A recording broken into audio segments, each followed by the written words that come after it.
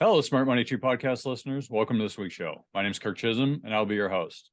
So this week, I'm joined with Wes Moss. How are you doing today, Wes? Good, Kirk. Thanks for having me, man. Yeah, glad to have you on. So we brought Wes on. We really wanted to talk about a topic that's near and dear to me. It's something that's very important and is not really talked about all that much.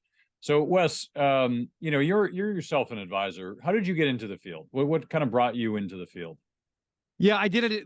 I think like a lot of folks in the investment and planning industry, I did an internship in college. I was at the University of North Carolina at a big wirehouse firm in Atlanta, and ended up doing that right out of school, and was an advisor got my CFP, and worked there for about 10 years in the wirehouse community. And then about 15 years ago, I always wanted to be in the RIA world, which is similar to you, Kirk, where you own your own business.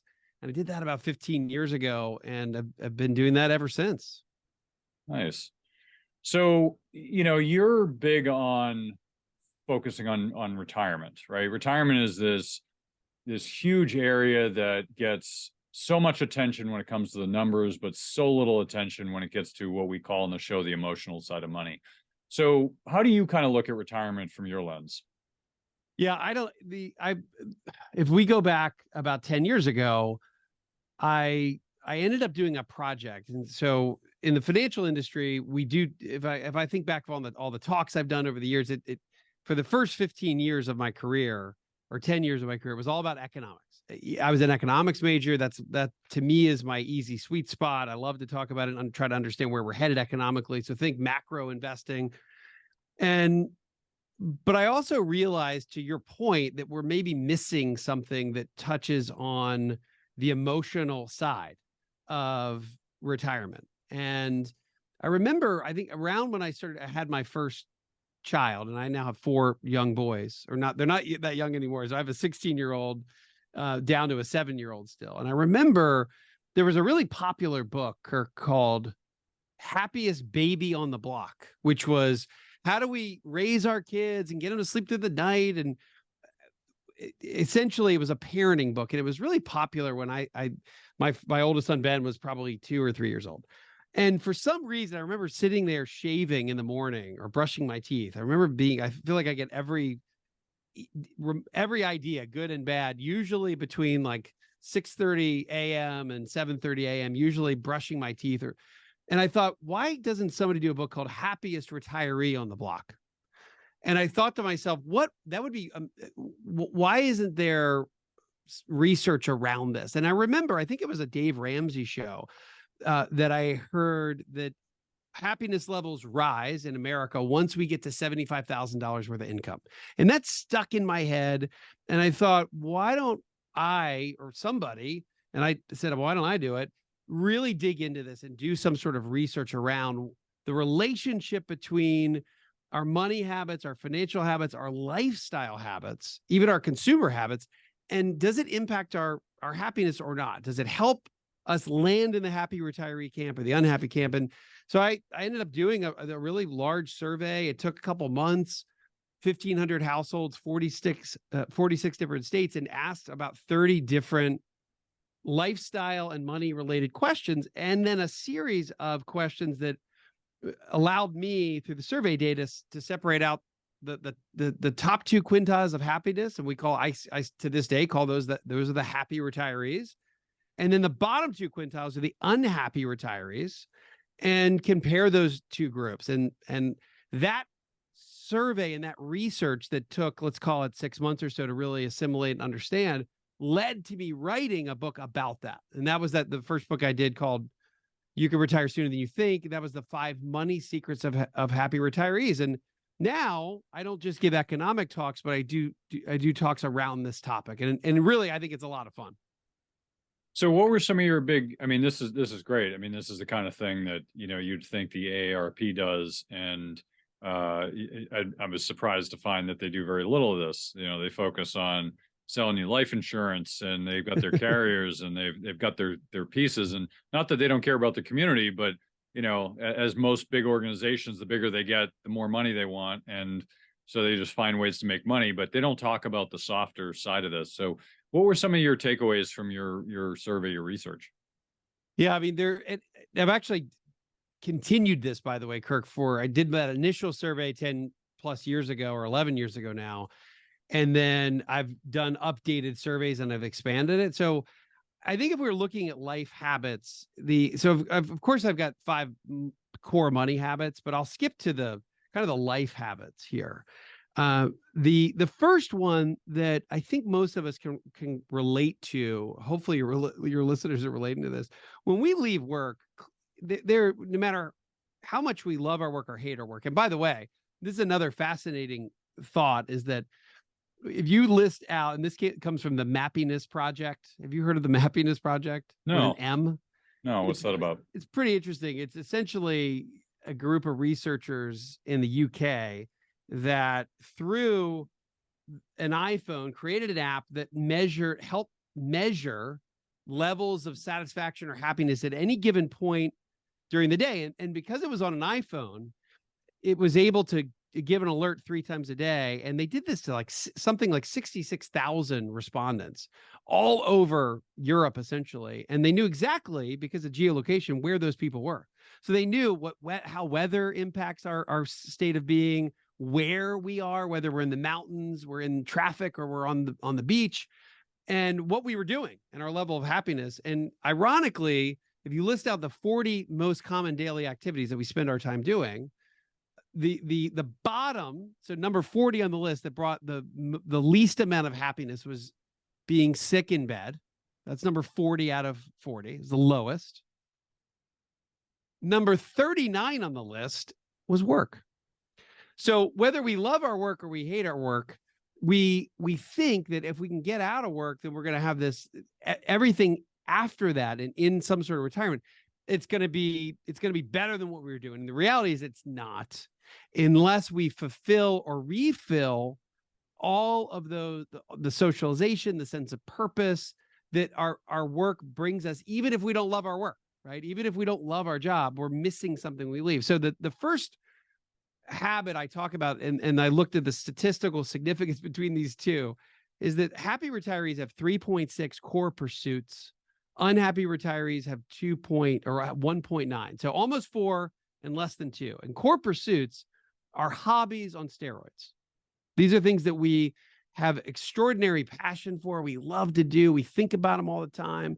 And these are things that can give us both purpose. They can give us some sort of structure around our day, because we're going between core pursuit and core pursuit. And it gives us a sense of socialization in a lot of respects. So number 1 is to have at least 3.6 of these core pursuits. It really doesn't matter, Kirk, what they are, right? It could be woodworking. And I've heard wonderful stories over the years of all sorts of core pursuits. I have a family that I got in touch with, that I think it was through the book, who'd sent me an email and a letter, and they have a map on the wall of all 50 states.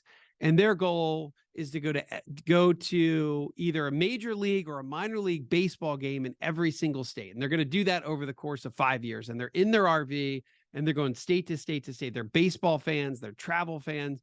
So they married that together and they're going state to state. They're still in the middle of doing it. So it doesn't matter what it is, whether you love baseball or hate it, that particular core pursuit gives them this major sense of purpose and adventure. And it's just one example of all the different cool, fun core pursuits that I've heard about over the years.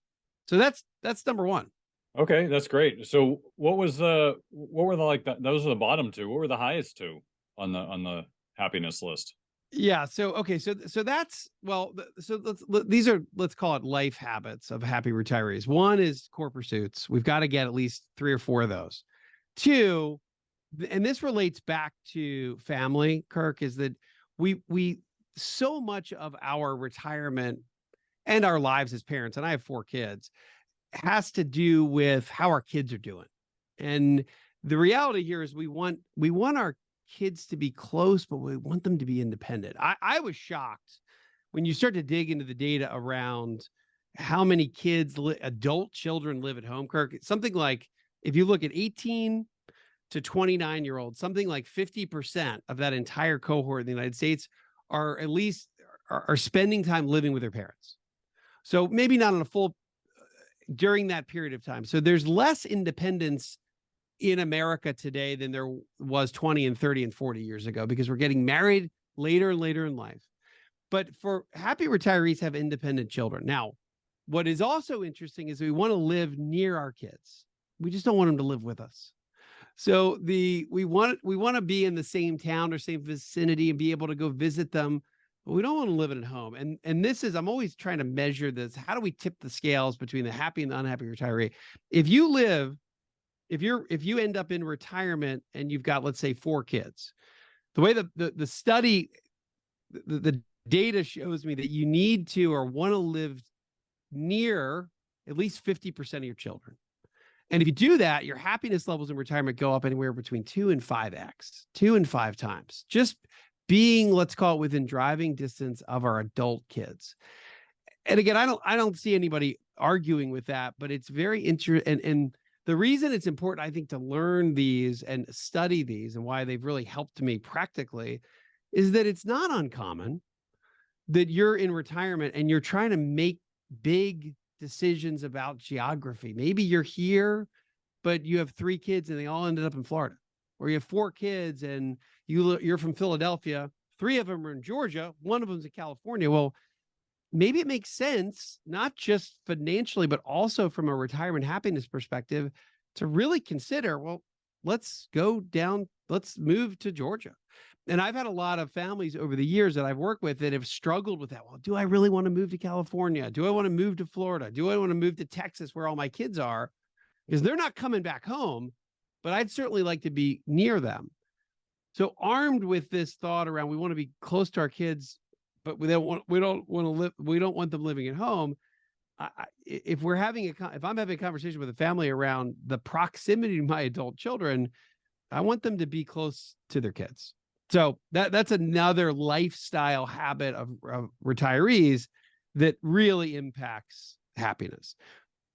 A third one here is, I was surprised at this, and I measured divorce and how that impacted retirement happiness. Consequently, there's no negative on retirement and happiness levels, Kirk, on a divorce. And I think of this as kind of, you get one marriage mulligan, because there's no discernible hit to our retirement happiness if we're divorced. Now, you do start to see, as you get divorce number 3 and 4, you start to see happiness levels fall, but there's no discernible issue with being divorced in relation to happiness. In fact, retirees who are married are 4.5 times more likely to end up in that happy retiree camp versus the unhappy. So marriage, number 3 on the list, is really important.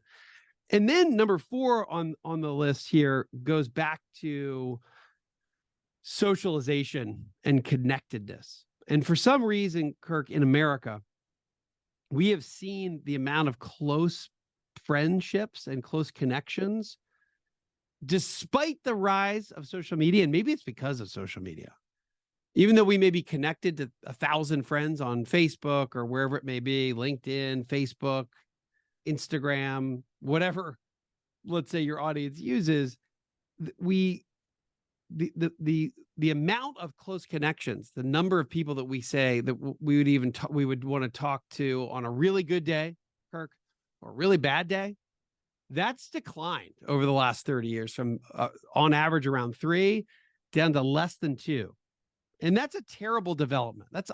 I think it's a sad thing for America. But if you know how important that is as a retiree, happy retirees have between 3 and 4 really close connections, which is higher than the average in America these days.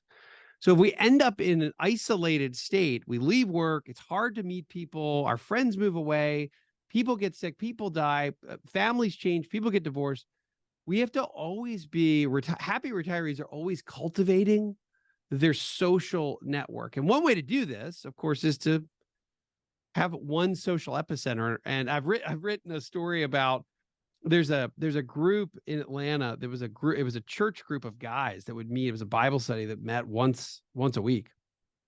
And they ended up becoming really good friends. And they ended up starting, I think it was called Monday Night. It was Monday Night Brewery, and they all they were home brewers. They like to make their own beer, and they started a brewery together. And it really flourished in the city of Atlanta, Monday Night Brewing Company. And then they have multiple of these, but that church group led to a really close group of friends that led to a business that led to a core pursuit that became a huge part of their lives. So having a social epicenter, Kirk, where you can get some social momentum is so important. And it's something that happy retirees know how to do. Yeah, no, I love that. I think your perception there on the social aspect is really important, especially now. I mean, it's one of the biggest challenges in our society is isolation. You know, it's that lack of socialization. Part of it's social media, part of it's Zoom, part of it's, you know, multiple things. But it's the kids get it. You know, they're all on their devices. They're not seeing each other. They're not going outside and playing. They're inside playing. And it's just a different era. I was actually reading an article yesterday. It was talking about parents that didn't allow their kids to have devices, and how they're outside playing together as a family and no one else is out because all the other friends are stuck on their computer. And it reminds me of this commercial. It's one of my favorite commercials. I don't know who did it, but they did a brilliant job. And there's all these little vignettes of this group of friends, like 10 kids, like probably like high school age kids, maybe college. And there are all these events. They're like out at dinner, they're at a concert, they're at a sports game, they're at a movie, they're at this, they're at a party, they're all these different places. And you see these pictures of them in these different locations, and every single kid is on their device at every single one of these things, except for one kid, one girl. And she's like got her head up, she's looking around, she's smiling. Like, that was such a brilliant commercial. I don't know who did it, but, you know, A+ for me, not that my vote counts, but A+ for me for that commercial. I thought it was brilliant. And that commercial came out like well before COVID. It was like 5 years ago. Oh, and now it's so much worse. It's so much worse. My kids make fun of me. You know, of course, if I let it run and if I'm not on them, it's really easy for kids to go escape, particularly when you're a busy parent. You've got a lot of kids you're dealing with. You can't watch all of them all the time. And they sneak off and they're on their devices, and they make fun of me now because I think at some point I said, guys, put down your machines. So my 7-year-old now, that's what he'll say. If everybody's on a device, he'll say, put down your machines. So, but again, you're right. It's a big issue in America today. I remember during COVID, we were, you know, basically everyone was isolated. I mentioned this in the show. We used to live in the city of Boston, and then COVID hit. And so we got out of the city and we rented a house down the beach for like 3 months just to get out of town. And no one was there. We're there by ourselves. And it was great. Which, you know, was great because every day you can go down the beach and go outside and do all these cool things. But the hard part was these kids are isolated. And I got 2 boys and they're hanging out with each other, but they didn't have their friends. And so we, you know, and one of my rules was no devices because I wanted them to just, there was no school because schools are shut down. It was like, hey, you're not gonna be on your devices all day. You got to go do stuff. And then we realized, like, well, their friends are on, so we kind of have to, you know, we have to give them sometimes, like, how much time do you give them? So there's always this balance now. Like, you can't be, you know, you can't be black or white on it. You can, but then your kids are missing out on that socialization, so they're isolated again, right? Even though they're not isolating their devices, they're isolated from everyone else because they're on their devices. So I, you know, I don't know how you fix this or if you do, but it's, yeah, it certainly plays into that for sure. Let me ask you, listen, Kirk, I will just say, I think that, well, look, the happiest retirees I know, they've got a bunch of core pursuits and they're highly engaged socially. I mean, so it's money plus health plus connectedness. That's the formula for a happy retirement. That's it. But they all take work, right? Money takes a lifetime to accumulate. Health is a constant journey, and then connectedness is work too, right? If you're 60 years old and you're not at work anymore, it's really easy to have your social network start to crumble and slowly or almost fade away. It's so easy with the migration. Somebody moves away, and that person was key to you being in touch with another person, and you start to lose those strands of connectedness. And I've seen this happen so many times. And then you sit there at age 70 and you think, wow, well, I've had, Jim can't play golf anymore because of his shoulder. And Lou moved out of town to go be near his kids because he's a happy retiree and they all live in Florida or California. And here I am, and it's just, me and one or two other buddies, and that's not enough. So we got to really work. I think particularly guys have an issue with this, Kirk. And we have to always work at this. And so I don't know. I try to take my own advice. It's hard though, right? I mean, I get an invite to go play golf. My natural reaction is, I've got 4 kids. They've got lacrosse practice, and I'm coaching, and I've got podcasts to do, and I can't do it. And after I say I can't, as an example, go play golf, which by the way is a real core pursuit, something that you don't golf once in a while. If you golf, you usually love it. And it's something that can take up a lot of time, but it's also a social sport activity, just like pickleball or tennis. So I've got to remind myself to say, look, I've got to say yes once in a while, or else you kind of fall off the radar. Happens at every age. Yeah, you mentioned one thing about especially guys. There's one thing that I've found just from kind of my experience is that, there's obviously a lot of difference between men and women, despite what people say. But some of the differences I think are around the social constructs, of course. But one of the things that I think is really fascinating is with men, we perceive our self-worth as providers of the family, right? It's a perception. It's not necessarily something you're thinking about, right? It's usually kind of just below the surface.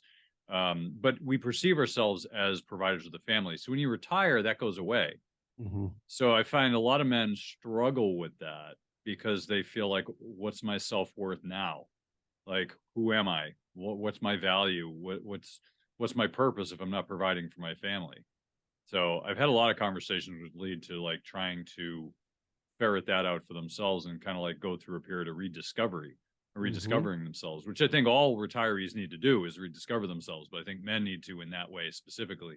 Women have a little different take on it. Some obviously see themselves as a provider, but I think most of them have a different way of they have different challenges in retirement. But I know that's a male version. Yeah, I think you're very right about that. And it's probably the busier and the more tied we were to our careers. So let's say you're an entrepreneur and you ran the business, that it's hard for that not to be your life. If you're a corporate exec and it's hard you're running a big sales team. It's just hard for that to not take up the majority of your life. And guys maybe are just more guilty than women, at least in some respects. And then when that stops, it's like the music stops and they're looking around like, well, what am I supposed to be doing? Right. I was always too busy to do blank. I was too busy. So their default mechanism here, and I hear this, people with plenty of money, but they're used to saying no to everything unless it's work related. That's the other thing. It's so tough. It's like, well, that's fun. I lived 30, 40 years working. I didn't have as much fun. So it really is a different construct. I love the way you talk about rediscovering. One of a book that's popular within my client base and the families that I've worked with over the years is Second Act Careers by Nancy Colomer, because it's all about that. What's kind of that next phase? And I see a lot of retirees, and this is on let's say one of the 5 money secrets of happy retirees is multiple streams of income. And I often will see a really nice solution where I think of this as the retirement gray zone, Kirk, where we don't just stop working completely and then go into the retirement with nothing else to do. Very often I see what works or plays out really well is this gray zone where we may for 3, 5, 7 years do something completely different, way lower pressure. Maybe it's something we always wanted to do, but it's hard to figure out what that is. It can be a hobby that turns into some income. And I've seen I've talked to a lot of families that have very interesting, I call it, I guess, just hobby income that ends up, maybe they're not making nearly as much as they did in their primary career, but they may bring in a couple $1,000s a month, $3,000 a month, $5,000 a month, doing something totally different. That's a hobby income that is a really nice bridge to the full retirement where we're doing no more work at all. Yeah, no, I think that's certainly important. I feel like most people feel like they need that. It's hard to go from like earning a good living and then just stopping all of a sudden. I think that's a big psychological shift that most people have challenged with. Let me ask you this. So as we're getting close to wrapping up here, what are some of the most shocking things you found from your research? I mean, you did great job with your research, and I appreciate it because I'm surprised there's not more research out there. But what were some of the more shocking things you found? All right, so there's a few things that I found very interesting that I did not expect, and this is kind of what started to me as I start to write about these different research. Every question, my original 30 questions, a lot of those themselves I ended up writing an article about each one of them, and that's what ultimately became a book. But it is interesting. The number one top luxury car for the unhappy group of retirees is a BMW. And when I wrote about this, BMW International got pissed about it. And they wrote a blog about how that my research couldn't be correct because there's no way that retirees that drive BMWs could possibly be unhappy. But that's what the data was. That's what it said. Right. I asked retirees what kind of cars they drove. And I had these two very specific data sets, and pretty simple to say, well, what the highest propensity of car in the unhappy retirement group. And I actually asked about cars and luxury cars. So in fairness, this is in the luxury car category was a BMW. So I don't know what that means, Kirk. I don't have the answers to why it is what it is, but that's what my research showed me. And it was pretty shocking to me that a BMW equals an unhappy retiree car. Well, that seems so like that's one. It could be correlation versus causation. They could be unhappy, and so they bought a BMW to be happy, and could be a lot of reasons, right? Yeah, it absolutely could. I'm not the judge of that. That's just the data. So if you have a BMW, don't get mad at me. Here's a happiness booster that I was very surprised at too. To me, I kind of perk up when the data shows something significant or not. And there's plenty of these questions, data points that don't move the meter, right? There's plenty of these lifestyle habits that I've researched over the years that don't sway or show any propensity to move people from one camp to the other. They're kind of neutral. But one that really moves the meter that is somewhat easy to do, but again, this goes back to it's part socialization, part core pursuit here, Kirk, and that's travel with friends. For some reason, travel with friends almost doubles the propensity to end up in the happy retiree camp.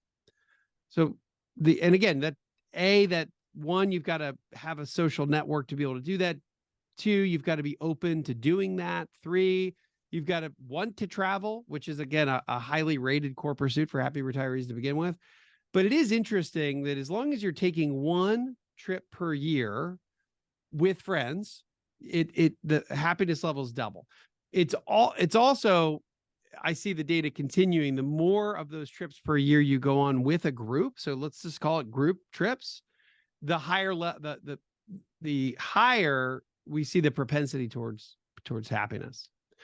Which leads me to one other thing, is that the general relationship that I saw here when it comes to the money side, Kirk, is that, and I wanted to answer this question. I grew up in near Amish country. My dad's what was, when I was a little kid, before he moved to small animal, was a large animal vet. And we lived in a town near Lancaster County, Pennsylvania. Lancaster County is probably the most highly populated county for Amish. And we also lived we're out in the country. So you also had all these really wealthy horse farms. So that you'd have people with 100 acres and $100,000 horses. And I remember as a kid going to an Amish farm, then coming back home and passing a 100-acre farm with a wealthy, horse owner, giant barn and horse stables, thinking that the Amish people seem pretty happy, and they choose to literally live with almost no money. Like they live with no electricity, no cars, no TV, no machines, no social media, and they seem just as happy as the really wealthy those who had horse farms. And I think I just wanted to, as a kid, all the way, and this is what unlocked this when I started researching this topic, I wanted to know, does money buy happiness? And if it does, at what level? And the reality here is that after all of this research over all these years, I think the clear answer is yes, it does. So money does buy a certain level of happiness, but only up to a point. And then if you look at whether I'm looking at income or liquid retirement savings or net worth, there's a real plateau effect. So in the early stages of accumulating wealth or accumulating income, we do get big jumps in our happiness level. And maybe happiness is the wrong word. It could be just peace of mind, financial peace of mind. We tend to get big jumps in the early stages of accumulating wealth or earning income. And then it really levels off and it totally plateaus. So once we get to a certain level, whether it's income or net worth or liquid retirement savings, then we get this real plateauing effect. So more money doesn't necessarily buy more happiness. So we get almost diminishing marginal returns of happiness with each new additional dollar. Yeah. Well, so Wes, I really appreciate you coming to the show. Give us some final thoughts that you can leave us with, and where can we find more about you? Yeah. So again, I write a lot about both the financial habits of happy retirees and the lifestyle habits of happy retirees. I'm constantly publishing on my website at wesmoss.com. And then the Retire Sooner podcast. These are topics that we're talking about all the time, and I have guests on that are very interested and experts in each one of these money happiness niches, if you will. So people can find me at the Retire Sooner podcast as well. And so I'm headquartered in Atlanta, and I do have a wealth management business, or RIA firm as well, and that specializes in income investing, and that's how people can find us. Awesome. Well, Wes, I really appreciate you coming on the show and sharing your wisdom with us. This is fascinating research, and glad you're coming on to share with our listeners. So thanks again for joining us. Kirk, happy to do it. Thanks for having me, man. Hey, Doug, did you hear? We're giving away free money. Well, I'll tell you about it in a minute, but before I do, there's a saying in the mining community, well, precious metals mining, that is. The saying is that if you want the best deals, you have to be in the room. Now, you're probably thinking, what does it mean to be in the room? Well, I'll tell you. Being in the room means that you're on the short list of people who get invited to be a part of the best deals. These are the deals that most investors will never have access to. Mean like IPOs? Nope, IPOs are chump change. Those are for retail investors, small potatoes. That's nothing compared to these deals. These deals would have you salivating to get access to them. Once you know they exist, you will never look at investing the same way again. I almost don't want to even tell you that they exist because it will ruin your thinking of how the investing world really works. Now, you might be excited that these deals exist, but you only have access to the deals if you're an insider, or in the room as they call it. Now, as loyal listeners to the show, I'm going to give you a chance to be in the room. Money Tree Investing Podcast has created the Insiders Club. This is a community of our show's members who are loyal listeners of the show and want to get more out of their investing experience. Being a part of the Insiders Club gives you insider status for upcoming events and webinars, discounts, free stuff and books, and influence on the future direction of the show. This is a great opportunity to join us as we expand our content and services. Oh, and did I mention free money? Yes, in the next few weeks, I'll be giving away free money to our members of the Insiders Club as my appreciation for listening to the show. Now, there's no cost to join the Insiders Club. Just go to moneytreepodcast.com/free money today to join the community. That's www.moneytreepodcast.com/free money. I hope to see you in the room.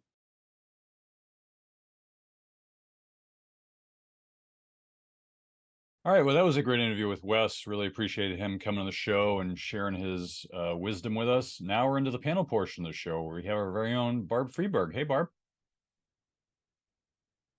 Hi, everyone. Great to be here. Glad to have you here, Barb. And we also have our very own Phil Weiss. Hey, Phil.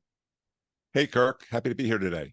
Great. Well, glad to have you back. So, Barb, let's why don't you dive right in? Tell us what were some of your takeaways from the interview. I loved this interview, and maybe part of it is because I'm in the final third of my life. So I'm always thinking about that retirement piece. And the fact that there's so many both psychological and practical aspects floating around that you really have to consider. And throughout the rest of your life, 20s, 30s, 40s, even 50s, you're thinking, how do I maximize my work life? And then all of a sudden you're in a totally different epoch.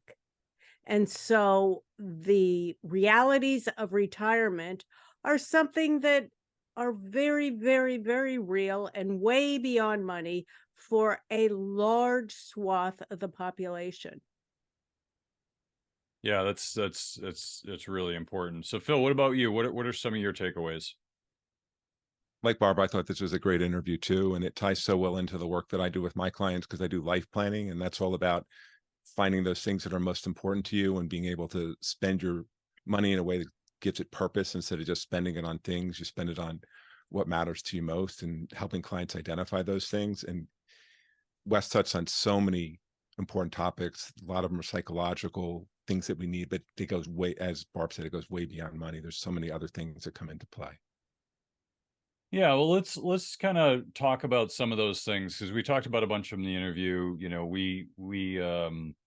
You know, personally, I have this process that I work with clients I call retirement lifestyle design, which is really helping through a lot of these different psychological and emotional components, which retirement is a huge change for everybody. If you haven't done it before, which most people haven't, you don't know what to expect, and it's a surprise for people. So, Barb, what are some of the challenges that you've been facing, and maybe some of the takeaways from kind of what Wes said from the experience? A lot of it is psychological because although you said on the interview, Kirk, men deal with this, women deal with the loss of identity as well. And I'm proud to say my work whenever I meet someone, whenever I talk to someone. I'm proud of what I do, how I contribute. And that's a big part of who I am. And for whatever reason, I just can't get away from that.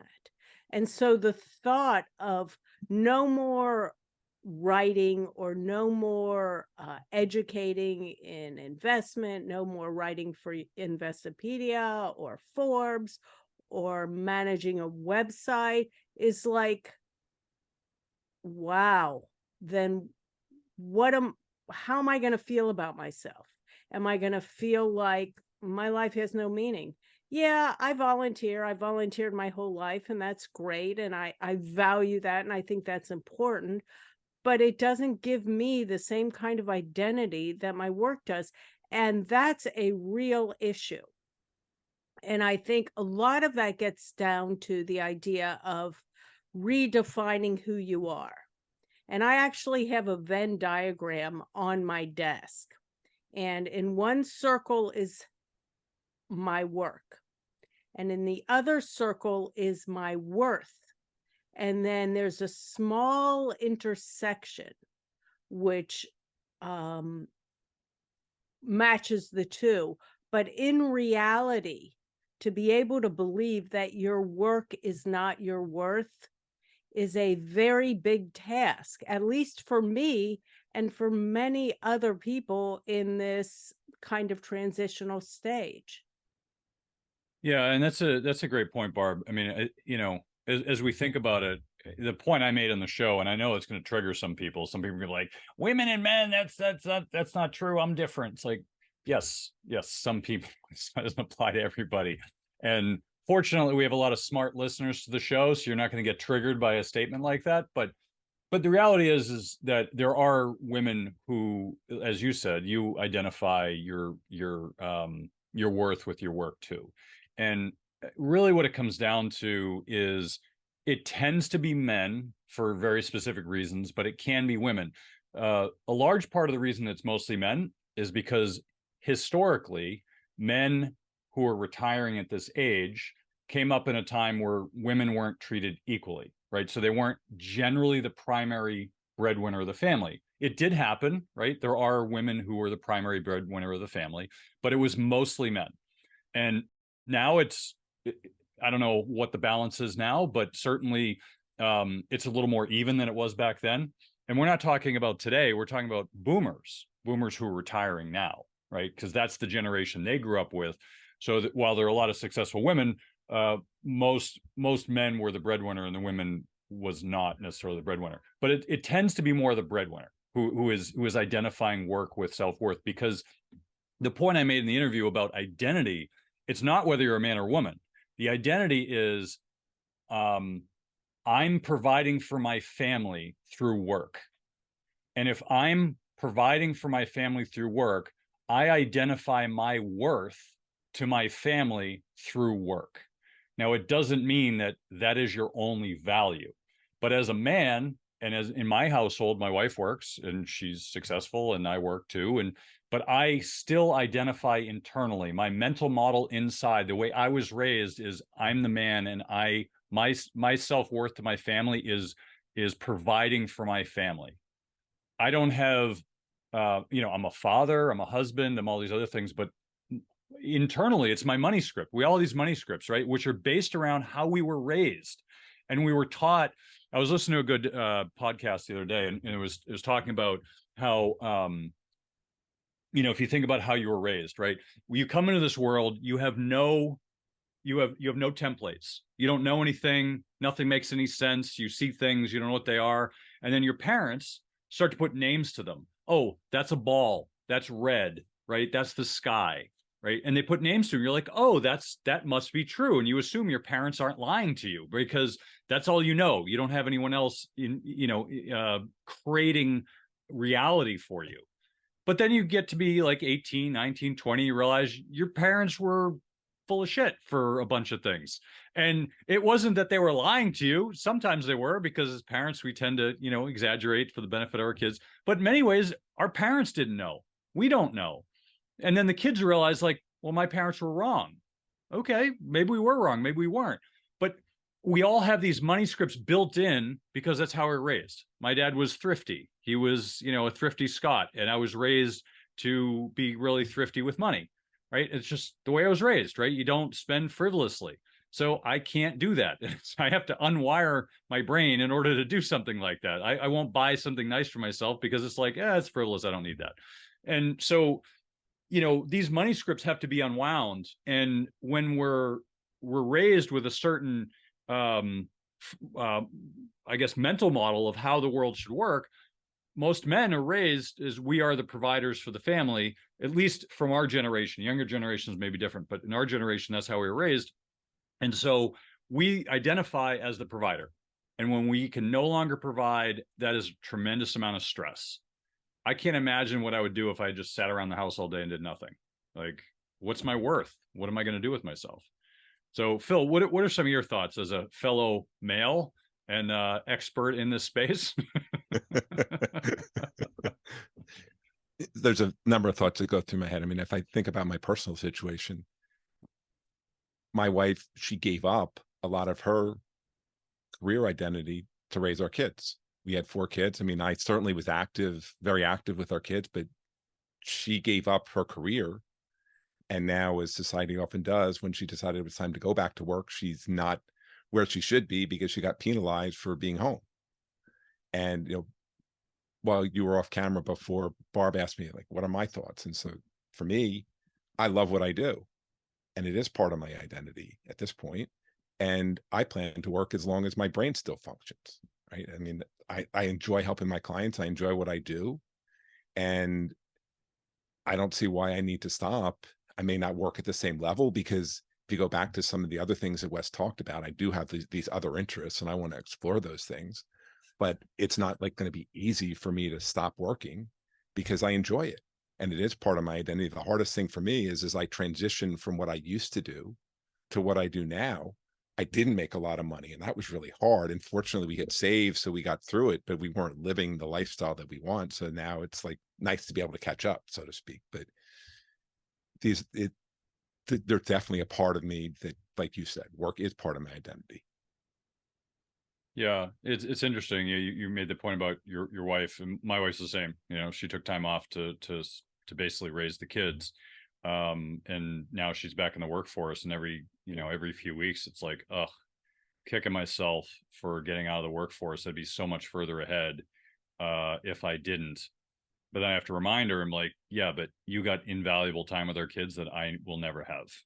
When they were babies and younger, and you got to spend all your time with them, I'll never have that. You know, you can always go make more money. You can't go back and get time back with the kids. So there's a value, a huge, immeasurable value that women have, or the caregiver, I should say, not necessarily women, because some men are stay-at-home dads, but the caregiver who stays at home, immense value that the other one won't get. And I think the balance of this, you know, we're talking about major life shifts, right? You retire, that's a major life shift. Here's the one that I find most fascinating. Retirement is stressful. People don't think about that. They never put that to words. People look at retirement like, retirement, sandy beaches, margaritas, sitting on a hammock, doing nothing. To me, that sounds terrible. But it sounds like maybe an hour on a Sunday, but that's not a lifestyle. But people look at that and they say, oh, it's going to be glorious. Like, it can be glorious. But the hard part is it takes work. And this is the part people don't understand. AARP is not out there saying, oh, it's going to be work. You got to do this. By the way, I just have to state, I am not even 50 yet. I got a letter from AARP last week. So I don't know if they got my name off a bad list, or if they're hard up for money, or if they're just, I don't know if my kids are going to start getting AARP letters soon. Like, I don't know what's going on, but I'm not old enough to be a member yet. Barb, what are some of your thoughts on this? We're talking about identity, but we're also talking about some of the other issues that people have. Like, what are some other issues that kind of come up for people in retirement? First of all, do not bash AARP, okay? Because I have to say, they have two fabulous magazines, a wonderful website, and it's so cheap. It's like $13 for my husband and I for 3 years to belong. So I've got to say, I really love AARP. Mine must have been a scam. Mine was $30 a year. So, well, maybe I've got the price wrong, but whatever, it was cheap. So anyhow, back to your question, I really resonate to the stressful part, because I am on a transition, not to retire, but to rejigger my life. So I have just a little more time to do the fun activities, those 3.6 activities that are not quote unquote paying work. And in that vein, I just sold Robo-Advisor Pros, which was a good portion of my income. It was a robo-advisory website. And the stress that I have had during that transition, not only of selling something that I started in 2015, I built up, was really my baby and really the core of my online presence, was so stressful. The process, and then the reality that I've given this up. You know, this period of my life is done. I say to my husband, I am so freaking stressed out. This is a good thing. This is something I've thought about for a long time. It's deliberate. It's not impulsive. So even when, and now I do have more time, and I am spending more time on other non-work type things. And I love that. But don't ever think there's a decision that's going to take away your stress. Life is about challenge. And you have to recognize that you're never going to get to a point where life is easy, because that's not what life is. And so I think for me, you have to accept that every transition, good or bad, is going to have some stress to it. But I wanted to share a story about my mom, because my mom was really an amazing person. She worked from the time I was in 6th grade as a realtor. And my father had a real estate business as part of his entrepreneurial businesses. And she never worked full time, but she was a crack real estate agent, just super good at it, really made a good amount of money for the amount of time she worked. And she did a lot of other stuff too. Got to be 60. She got to be in her 60s in the late 80s, early 90s, with the computer stuff coming in. And she was not a computer person, didn't have the tech interest. This stuff came in and she's like, okay, I'm out. I'm done. Walked away. Did not see a single amount of stress or anxiety over that transition. That, to me, is mind-blowing and something I can't imagine mirroring. So just leave with the fact that you just have to, I think, from my own limited experience, it's a good idea to do some planning now, even if you're in your 50s or even if you're in your 40s, to recognize the future's unknowable. You don't have control over a lot of stuff, but to take control over the things you do, which is develop a well-rounded life and a plan so that you're not going to be blindsided. And that means both a financial and a lifestyle plan for the later years when you get past 60, 70, 80, where either by design or by preference or by things out of your control, you're going to work less. Yeah, it's interesting. I think about, like think about retirement, like stress is basically an unresolved future, right? It's something that you may not be aware of. So when I say retirement's stressful, it's because there are things going on that you're not aware of. So when people retire, a lot of people just say, great, I'm just going to kick up my heels and I'll be fine. And and a lot of people die quickly. It's not because they're all of a sudden relaxed. It's because they're actually stressed out and they don't know why, because they've basically, I think about like retirement, like the 6 different areas. There's identity, which we talked about. You need social interaction, right? You lose your work family. There's mental health, physical health, there's social health, there's financial health, and then there's purpose. And if you think about all those different aspects of retirement, like a lot of people struggle with purpose because they don't realize that they've just lost a purpose in their life, and now they have to rediscover a new purpose, and they're stressed and they don't know why. And we go through a lot of stressful changes in our lives. You get married, you get divorced, people die, people are born, you're moving, you're retiring. Like all these big changes in your life are stressful, right? It doesn't mean they're bad, but they're stressful, right? And I think a lot of people don't recognize the stress for what it is, and they don't rediscover themselves, as Barbara's saying. Like, selling Robo-Advisor Pros must be, a little bit sad and stressful. It was your identity. That's how I knew you. That's how I got to know you, as Robo-Advisor Pros lady. And and it was it must be sad to lose that, right? But you kind of move on, you rediscover something else, and you have a new chapter in your life, right? Absolutely. And transitions, life is all about transitions, because as much as many of us like to hang on to the past and don't want change is inevitable. Yeah, no, I love that point. Life is about transitions. Yeah, I mean, if you think about all these things like in a bigger perspective, like we go through transitions in our lives, and just being comfortable with it is really important, and it's hard. So Phil, what about you? I mean, we talked about identity. What are some of the other areas that you feel in retirement people should be aware of, they should be thinking about, and how should they be working through them? So one of the things that Wes talked about that I thought was really true, and I think people don't always think about this, or maybe not enough, is he talked about two things that kind of tie in together. One is proximity to family, right? Being close to your family. And the other is doing things like traveling with friends, right? And, as Barb said, when we're working, we have our work people, right? We retire. Those people, we're not going to see a lot of them anymore. We might see some if we're really good friends with them. We're not going to see a lot. So now I think I've read a lot of things that say this is harder for men than women because women tend to be a little bit more social in these ways than men, and they have more close friends than men. Many women have more close friends than men do. So now it gets even harder to fill that time, right?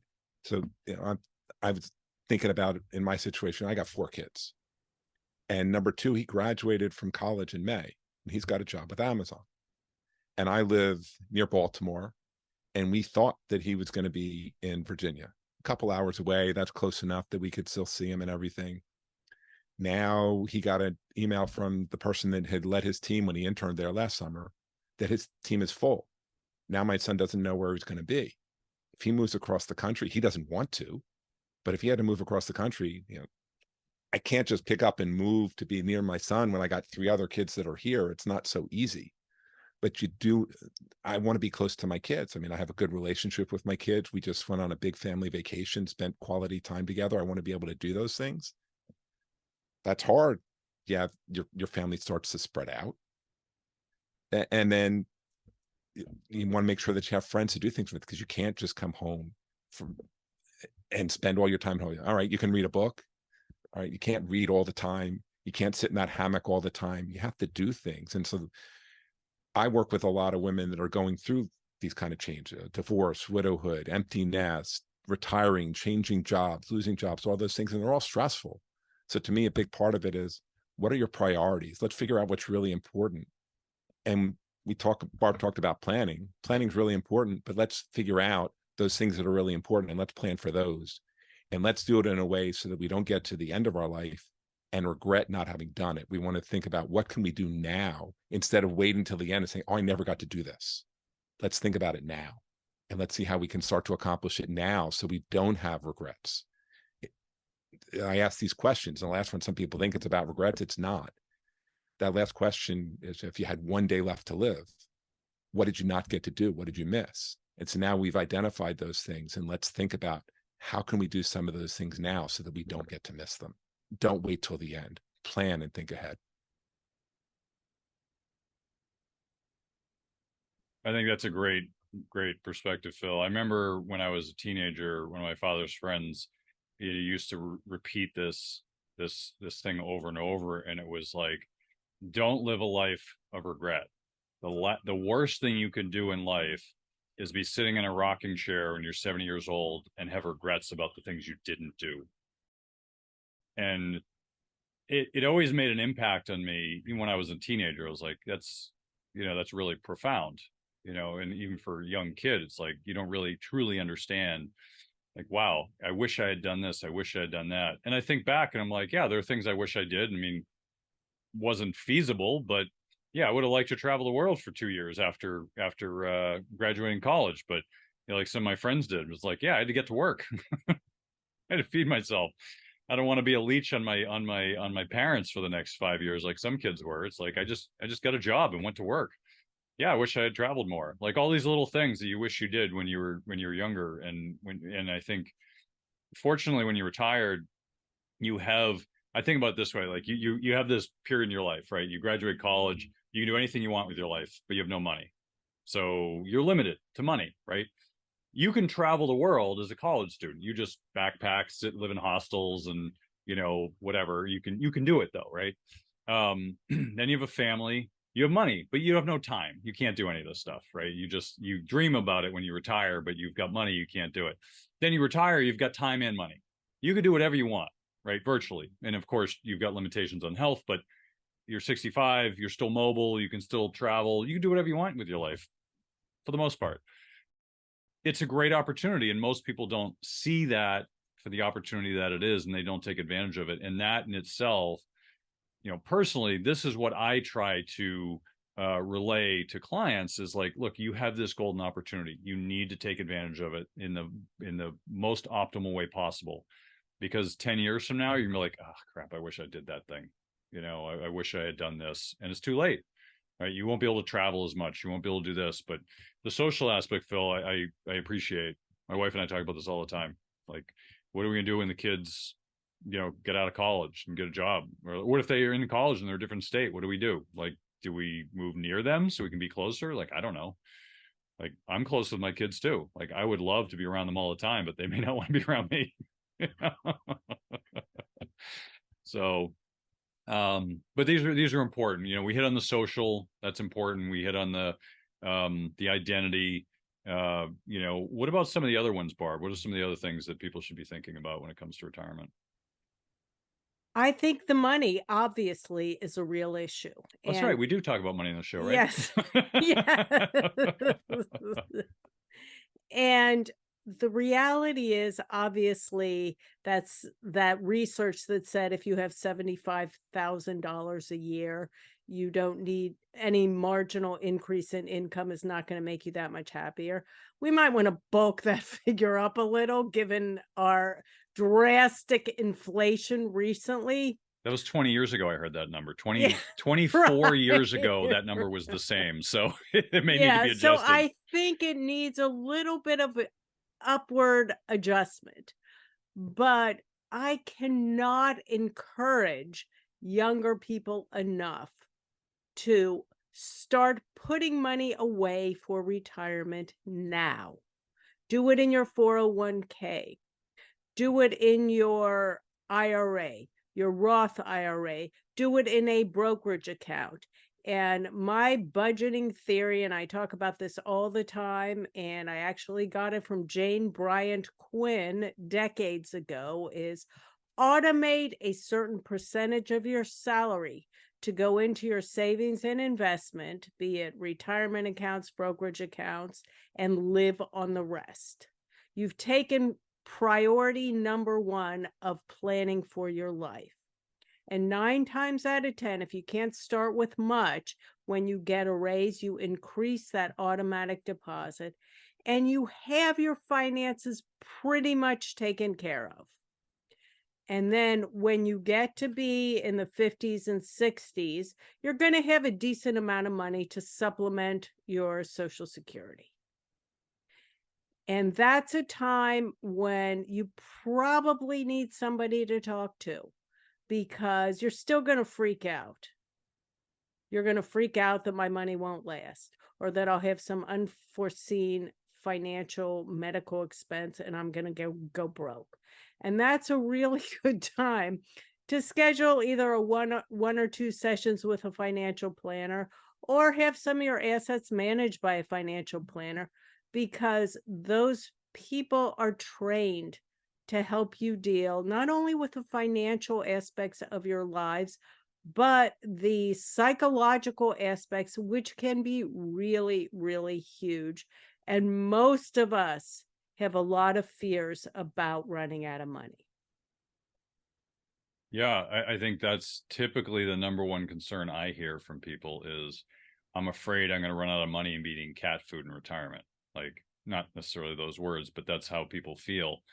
And I mean, you could have $1 million, $2 million, people still have the same concern, right? There's always. Yeah, I think that's the mind-boggling part about it, because even as your income goes up, the fears really don't diminish. Even if you know realistically, it would take a once in 1,000-year event for you to run out of money, or a 100-year event.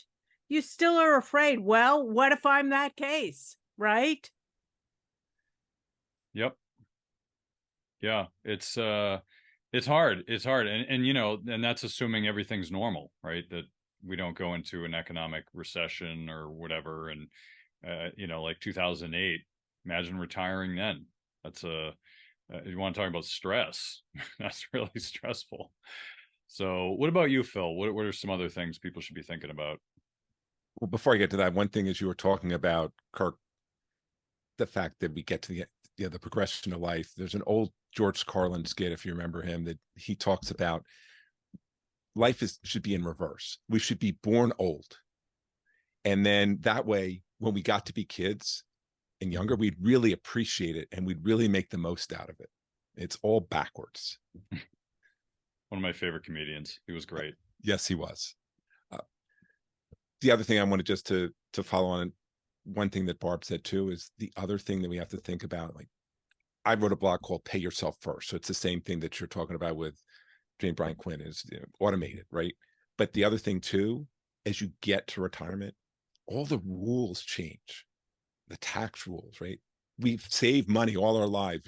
We start working in our 20s, we work till our 60s, 70s, whatever it is, and we're under one set of rules.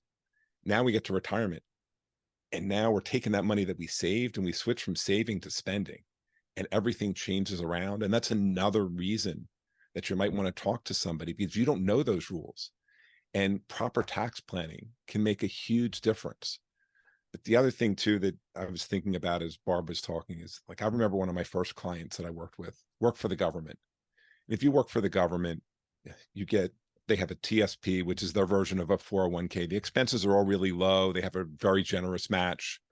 A lot of government employees also have a pension. So these people, you're trying to do a plan for them, and you look at their situation, and it's like, they're telling you they're going to spend $8,000 a month, just to pick a number.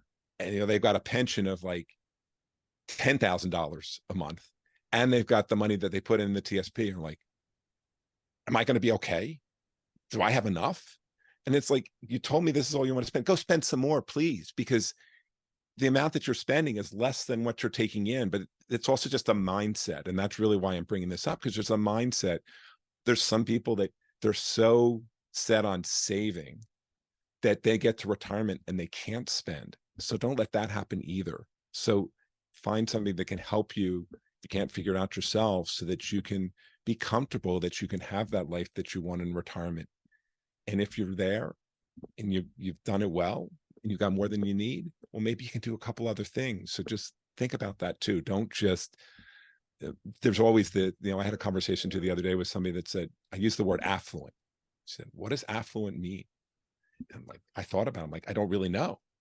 I say, well, I can think of what I have a general idea, but the other thing is, if we think of ourselves, we get to one level and then we want more, and then we want more. So it's almost like it's a moving target too. Yeah. You didn't get your letter in the mail, Phil, that you're affluent? I got one that said IRS at the top, but yeah, it's a little it's interesting to think about, like, the more concept.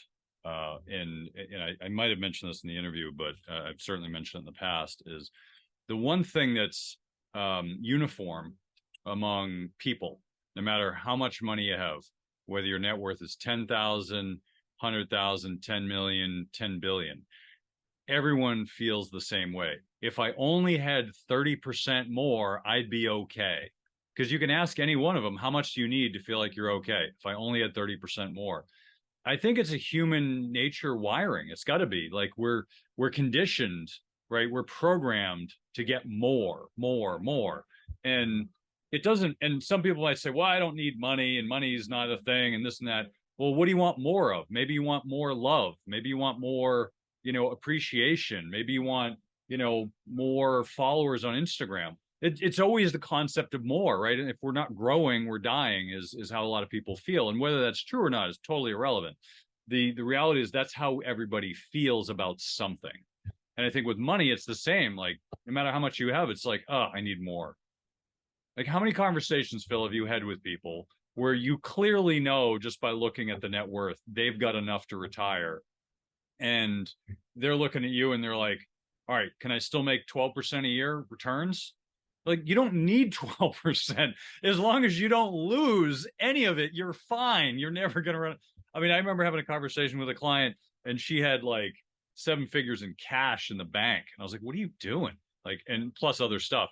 And she's like, she's spending less than she was making in Social Security. And she's like, I'm afraid to run out of money. I'm like, go spend your damn money. You're not going to run out. If you lose it all, you're spending less in Social Security. You're going to be fine. Like, I don't think you understand the numbers. But I think the challenge is people feel overwhelmed by it all, because it's a lot, right? It's the fear of an absolute financial death. Like, I ran out of money. What do I do? And I think the challenge is not that. I think the challenge is what happens 10 years from now if the whole system implodes. Not saying it will, but like Social Security runs out of money, Medicare runs out of money, pensions run out of money in like early to mid 2030s. What happens then? You want to talk about financial death? Like, you have to prepare. You have to be prepared for everything. And so I get the primal fear of that, but at the end of the day, like, you got what you got. Like, how are you going to plan at 65? You're going to go out and get a third, fourth job? Like, you've made what you've made. Now you have to find a way to keep it and to balance your books. And it's a different scenario than if you're 30 or 40. So retirement planning is challenging, and it's mostly psychological management. But as we wrap it up here, I did want to ask, just get final thoughts from everybody, because there's a few areas we didn't talk about. So Barb, final thoughts from you on this topic.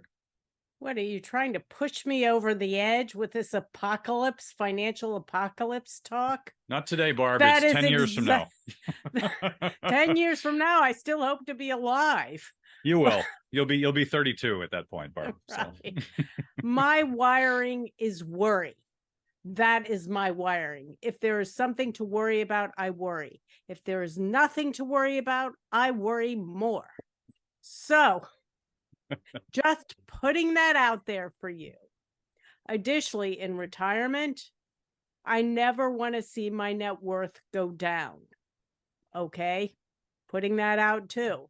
And obviously, when you're retiring, you've built up all this money, not so you die the richest person in the graveyard, but so you have money to spend along the way. So I echo what Kirk said.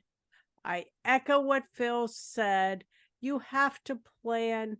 You have to work on your mental situation. A friend of mine, Mike Piper, just wrote a book called Enough. I have not read it yet, but it is for those fortunate people who have garnered enough money and are into or entering retirement, and how to handle that. And I know this is a problem of the wealthy. It doesn't apply to everyone, but just putting it out there. So I am Barbara Friedberg. You can find me, just Google my name. I'm pretty much everywhere. And if you want to email me, just go to Barbara Friedberg Personal Finance. That's my personal website, and you can just fill out the contact form there. So great topic, and I will see you next time. Yeah, great to have you on, Barb. And we got to change your outro here now that you no longer have Robo-Advisor Pros. So it's just Barbara Friedberg. I know, Personal right? Finance. I've lost part of my identity, but to all of you out there, the guy who bought it is a really top-notch, credible guy who is going to do even more with the platform than I was able to do. Wow, So don't stop Superman. visiting it, because he's going to maintain it and improve the website. Awesome. Well, thanks for coming on, Barb. Phil, final thoughts from you. Thanks, Kirk. I want to tell one client story that kind of ties it into all this so well. So I have a client that a few months ago, she reached out to me and said, Phil, I'm taking a leave of absence from my work. I don't know what it means. I don't know what it means for my plan. I don't know what I can do, but I'm stressed. I called her up. I found out that she took 12-week family leave, and we worked on her life plan.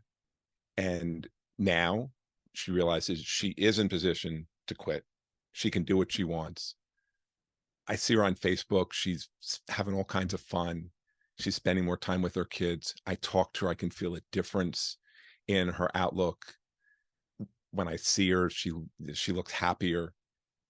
She will eventually go back to work, not doing what she was doing before because she didn't need the stress. Her and her husband, I mean, they both made a good salary. They lived on one of them. So you can imagine if that's what they did, that they are going to be in good position for retirement.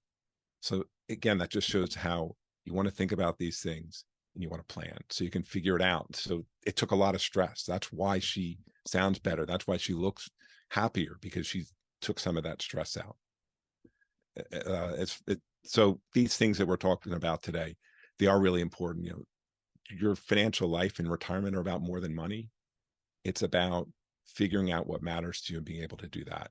finding ways to be happy and keep yourself occupied, right? Because sitting there, we talked about stress. If you're sitting there with nothing to do, that's actually can be really stressful. So my firm is Apprise Wealth Management, and you can find me at apprisewealth.com. You can also download my free ebook at apprisewealth.com/ebook. And thanks for having me. A fascinating topic. Love the discussion. Yeah, thanks for coming on, Phil. I know you're both strong experts in this area, so glad to have your input on this. And we're going to keep coming back to this topic because it's so important, and the psychological aspects, that each one of you have talked about and that we've all talked about in this show are probably the least appreciated by most people, but probably the most important part of retirement. So, we didn't talk about the other aspects of retirement, but we'll come back to it next time. So, really appreciate everyone's input on the topic. That's the show for this week. Thank you again for joining us on Money Tree Investing Podcast. My name's Kirk Chisholm, Wealth Manager of Innovative Advisor Group. We don't just manage your wealth, we make your life better. You can find more about me at innovativewealth.com. And of course, you can find me every week here on this show. You can also check out our show at Money Tree Investing Podcast. On our website, you'll have access to the show notes, resources, and the archive shows. Please remember to subscribe on our YouTube channel for immediate access to the new shows when they're released. When you subscribe to the show, it allows us to get access to some of the top minds of investing in personal finance. While you're here, please leave a comment and question if you want us to address it on the show. Have a great week ahead, and remember, no one will care about your money like you do, so invest in your life.